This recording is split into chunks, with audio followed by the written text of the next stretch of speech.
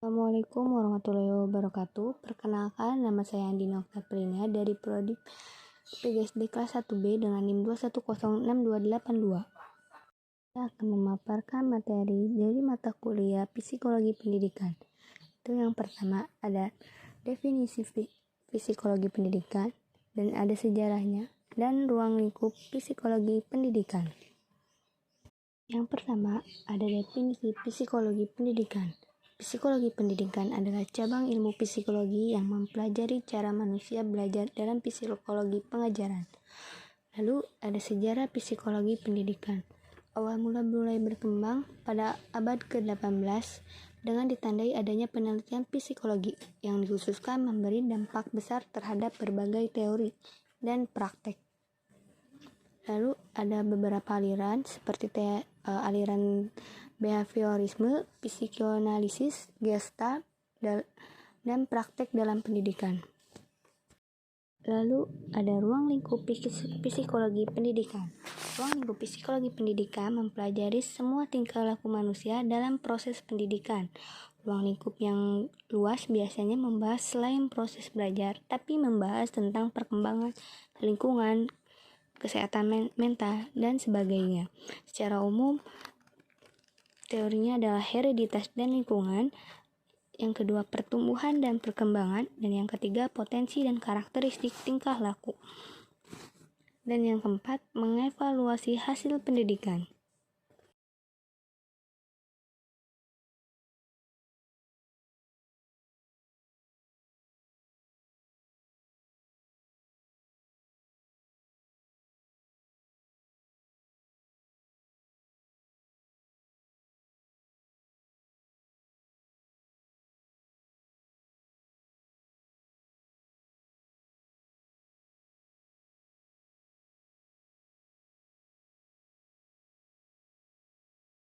Aspek perkembangan anak. Aspek perkembangan anak ialah istilah dan konsep yang digunakan atau pandangan dan teori yang menjelaskan fenomena perkembangan anak membuat semakin kayanya pengetahuan. Aspek perkembangan anak dari awal lahir hingga akhir dewasa nanti.